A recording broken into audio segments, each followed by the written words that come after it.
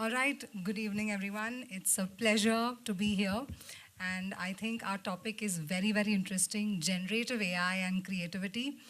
And I think the awards that we just saw, right? AI in marketing, AI generated content. So I'm already seeing these awards being taken over by how we use AI and how we are using AI to create content, being creative and so much more, right? And I have with me Shweta, and I think both of us combined, if we look at it, we come from both sides of the ecosystem to be, to think of it, because Shweta, I think, started her career on the agency side with Group M, and now Yes. on the brand side. Yeah. And I started on the brand side with Tech Mahindra, and now I run a digital agency. So hopefully, both of us should be able to uncover some insights from both the sides We of the know the ecosystem. loopholes everywhere. Absolutely. Right. So I want to start by asking Shweta, what was your first reaction when you started using generative AI, and how did you see things panning out from there? There was excitement, but full of surprise as well, because I think for the first time we could see that we could turn imagination into reality, right? I could see that probably talent is not the gatekeeper, because lesser experience person can also create something, specifically creatives. So typically in a scenario where designers actually take a lot of effort, through various years, and then you hone their skills and then they design. And then suddenly this tool came in wherein absolutely a fresher can also create something, right? So I think there was a lot of excitement that we can do a lot and AI can do everything. But then the surprise element was, how is this going to go ahead? Whether we'll have teams there, is it like AI will do it for us? So I think that was the surprise element.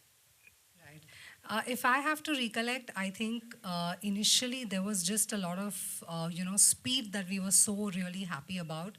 We thought this is a great tool because it was able to write blogs, right? You give it a prompt and it just creates that content for you. But as we went along and started using more of it, we started realizing that all of it is kind of sounding the same, and then we are slowly seeing now that the fatigue is really setting in. And early on, when generative AI first, caught on and it was exploding in the market, I had written an article which said AI will separate the thinkers from the writers, right? Which is what we are seeing today. It's all about your ability to think and give it those prompts, and then it is able to write. Right, so I think for me that has been the clear, difference, that we use AI to give us that speed, but the insight, the human ingenuity, and the thought process really needs to come from us as individuals. Yeah, that I agree. I probably think that the differentiation between a performer and probably a mediocre work is this. So if you use it as an enabler, as a tool, AI as a tool, where probably the thinking bit can be done by the human, and it needs to be a co-created version of it, right? It cannot be that AI created this, because ultimately, as you mentioned, that we eventually see that everything remains same because AI is pulling out data from the same set of content, same set of creatives. So there's nothing new that you will see after some time. So that new thing has to come from humans. So creativity, intuition, emotions, depiction of that needs to come from human. Execution, scale, amplification, acceleration can come, from AI tools. So I believe, yeah. Yeah, I'll share one example. So we had a requirement for a customer, and we were trying to create a book with 100 stories of companies which had undergone digital transformation in 2025. Now, back in those days when we did not have AI, if I had to commission a project like this and a very quick turnaround required, typical clients want everything as of yesterday, to write 100 stories, it would have been a matter of weeks, right? But in this case, we were able to create the first drafts with AI in a matter of seconds, right? But that's when the challenge really started, because all of those 100 stories, while they were, great stellar enterprises, each having their own digital transformation journeys, the challenge that we had to solve was how do we make each of those stories sound different? They were all sounding so formulaic, the introduction, the conclusion, they were all sounding so similar, that that's when our creativity had to be brought in, because when you flip through the book, you don't want to go through story after story of each, great enterprise, but they are all sounding the same. So yes, we, were able to pull off the project in a great, with great speed thanks to AI, but it also brought out that value of, the human involvement is not, something which we can do without. So as you rightly mentioned, prompt is one of the things, definitely. You need to think about that, what exactly. That's where prompt engineering, has come up, because you need to understand that how to ask. Skill of its own It's a now. skill, yeah, and people do develop these skills there. Another thing is that if we are picking the information from the same lake, it's not going to happen, because after some time it becomes very redundant. You have to come up with new things. And just to give you a perspective, in one of my previous organizations where we were trying to build content for millions of consumers, right?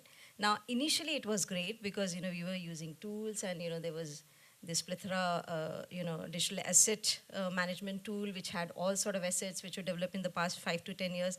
They may not be relevant in current scenario, but then some of them were. So initially the content that came up for those 1 million people was great.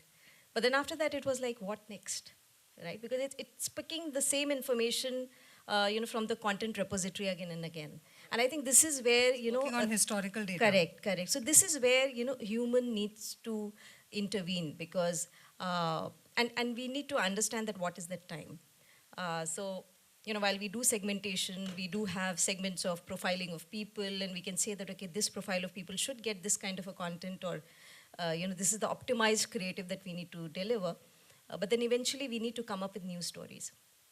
And it will be always tried and tested if we only use AI, because it will never come up with a new storytelling there. Right. I think what it's also, bringing out is that if everyone has AI in their hands, and if everyone can create, what it's allowing us to create, what is that one skill that really becomes invaluable, right? And how do we go about developing that skill to survive in this AI era? Any thoughts? So, see, we are at a very, initial phases, right? So here I believe that the survival skill will be, first of all, get to know the tools well, right? So you may be having some tools which are creating, from images, they are converting into videos. Yeah, and there are a whole lot of whole them lot today. of tools, right? You have, so many of them, right? We use it. Copilot is there for organizations for building, improving your productivity. Then you have Jasper, for marketing and messages and all of that. Pika Labs for, converting from image to video. So there are so many other tools. How to use these tools? I think currently what is important is to first of all understand how to use this tool to make yourself more effective, or your probably creative asset more effective rather than. But I know that, after a few years, when people will know that how to use, and because there's so many of tools, you can't be using everything. So first of all is, kind of having a roadmap for every organization, that what is your AI roadmap? What are the tools that are, what are the use cases, first of all? And then to build those use cases, what are those applications that you have to build? And then which all tools to use. So that's the kind of roadmap that we have to build.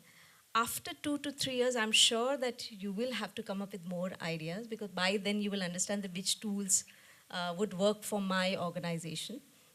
And that's a more evolved state, right? Where you have decided the tools, now what is the skill which is needed?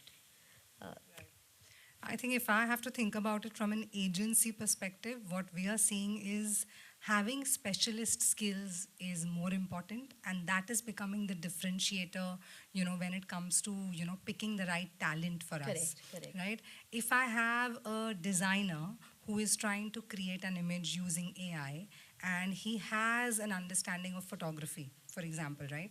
And he understands, for example, what is field curvature, what are lighting effects. He or she is able to give those specific prompts to AI with that knowledge and that background to be able to create an image which is much, much more superior and evolved than somebody just giving a normal prompt.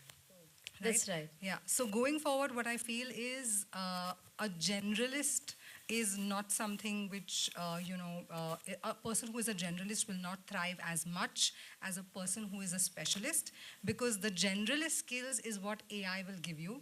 And the specialist skills is what you will be able to use AI to, bring out. Yes. Because if you look at me, I am, probably a case study out of David Epstein's Range book, because my journey has been, I started off as a plastics engineer, I got into coding, and then I became a communications person at Tech Mahindra, and now I run a content agency. So I believe I'm a generalist, right? And now I have come to focus on content. So I feel if you have that range of experience, today, it's great, but AI gives you that as collective intelligence, so you don't really need to, go into that detail. But if you specialize in one particular area, then that can become your strength, and you can use AI to, really harness that strength. That's right, that's right. I believe that's the first step when I said that, there's so many tools available, so what is relevant for you? Now, I'll give you an example, in my current, organization. Now, there are product shots which are taken, for packaging, when you're launching a product. Now, typically, in the traditional organizations, there's a photographer and takes the pictures and shots and everything, right? Now, how do we make sure that we are making ourselves future ready for all digital assets or social assets that we'll be using? Because, you may also have to create reels, you may need various angles, 360 angles and all of that. But somebody needs to have that skill to then tell the photographer that these are the angles which are required, and make ourselves future ready for assets, so that you don't have, and this is also cost optimization, because you don't have to get the photographer all the time, right? So that's just a small example, and probably that is where the human intervention has to come in. So the tools are there, but then who will decide that this is a problem, this is a use case, and this is where we have to use AI? But that often makes me wonder, do you think AI is making us lazy or dependent to some extent? Or is it making us more creative? It's both. So as I rightly mentioned initially, is there's a difference between a mediocre work and a performer, right? And that is the difference. So if you are dependent on AI for everything and you don't put in your brains there, probably the output would be mediocre. If not today, then tomorrow it will be. But if you have to perform, that you need to think that what will you get AI to do for you? Which also means that you may have to use your brains and your creativity to bring in new elements into it. And I think that is what will sustain, because in the long run, when everybody will start using the same tools and the same content repository, what are we building then? So. Yeah, I think even today we have become a little judgy about how people are using AI.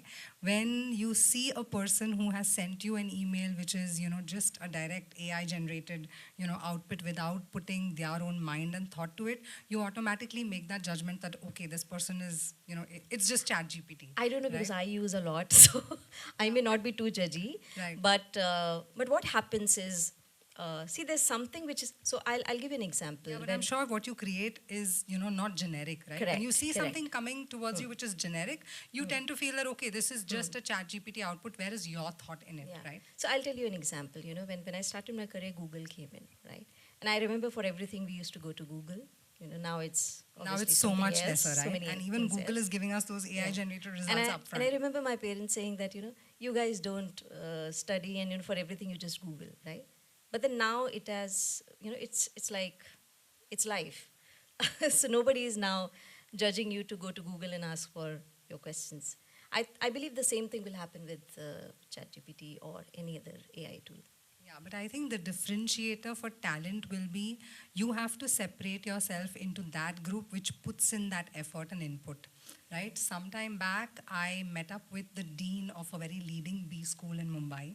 And he was telling us a story where, all the students that come into this B school, they are all CAT top scorers, right?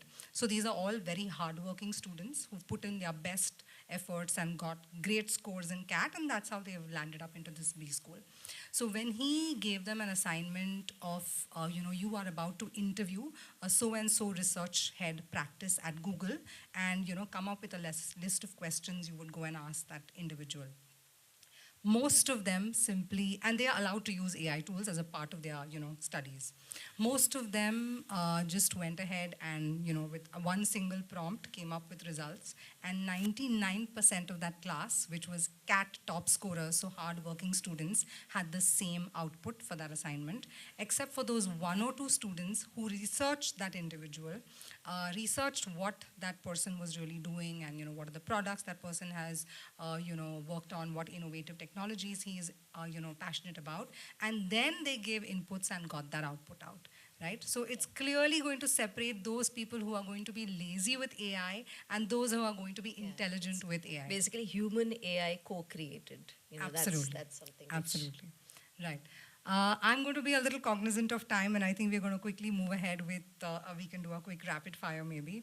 All right, so let me begin by asking you, Shweta, in one word, what do you think is the future of creativity with AI? Maybe AI metaverse. Okay. Because it's bringing imagination to reality, and that's the area where we have so many, imagination and so many, no science there, but then so much of virtual thinking that is there, but nobody sees that what is there. All right. What is that one thing you would not do using AI? Maybe, nowadays I see a lot of videos, with kids, right, children in it. I think that's not something that, there needs to be proper guardrails of using AI. Right. I think the government is now working on those guidelines where we will have to have AI labeling to all the content that we create. Yeah. So every AI generated content will come labeled as AI generated. So I think that should solve the problem of misinformation that deep fakes are creating today. Yeah. So that should be something. But if I had to maybe take that on, I would say I wouldn't leave the thinking job to AI. But That's right. Yeah. That's right. So a lot of execution amplification goes to AI. But I believe thinking has to stay with human. Right. And what do you think AI is not doing, so good today, but should do, better? Probably understanding the future brand promise. I don't think that AI will be able to do it. I mean, I would love, but then I believe that that is where the human intervention is needed. But future brand promise, what is that the consumers want to see from a brand in future? Okay, I think there's one thing I struggle with, and I would love to have a solution with AI. That is just managing my inbox, because while I tried the other day, tried to create an agent which could directly read my Outlook You can do that, email, by the way. but I was somehow not really happy with the results. But I think if that can be done better, then it would really solve a lot of problems. Yeah, there are tools which can do that. Agentic AI is there. And one of the myths is also, we had to touch upon this part, which is, this is a myth and probably, a misconception, amongst the leadership that, if agentic AI is there or AI is there, then we don't need teams. I think that's not true. Teams as in people, right? I believe that that's one of the things that, we need to reinforce, that it's not kind of substituting a team member or a resource. It's basically making them more advanced into doing newer things than what they allowing them doing. to focus on the Correct. deeper stuff and Correct. move away from the redundant, repetitive Correct. stuff. Yeah. Right. All right. So that brings us to the end of the fireside chat. I will open the floor to the audience. Any questions for Shweta or me?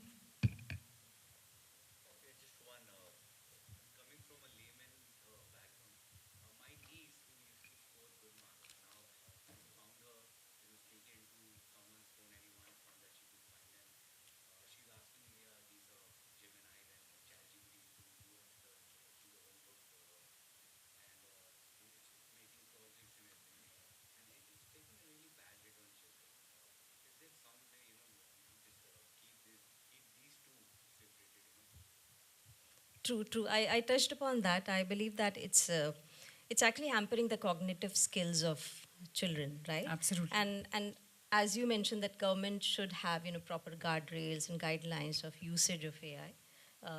The worst part that we had seen, at least with my daughter, also that during COVID, they were given WhatsApp and everything, and they were like, they were just exposed to so much of information there. And with AI, it's like getting worse. So yes.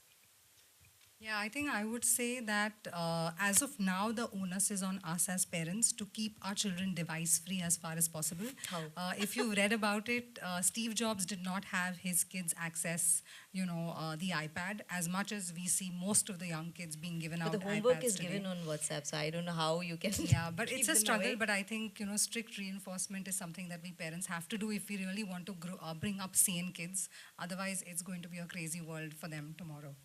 Absolutely, absolutely. I believe that institutions also have to play a big role, schools and colleges. Yeah. All right, that's about it then. Thank you so much. Thanks everyone. Thank you so much, ladies, for doing the honors so beautifully. That was a very, very insightful session. And on that note, I would request Mr. Shombe to please come back on stage and help us felicitate these two beautiful women who have conducted the session with such grace.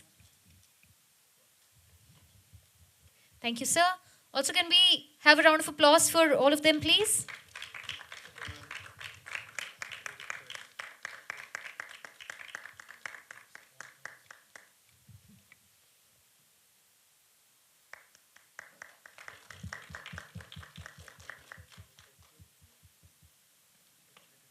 Thank you so much, ma'am. And I would also request ma'am to please stay on stage so that you can help us felicitate the rest of the awardees. Thank you so much, ma'am. You can take your seat. The team will help you with this. Can somebody please hold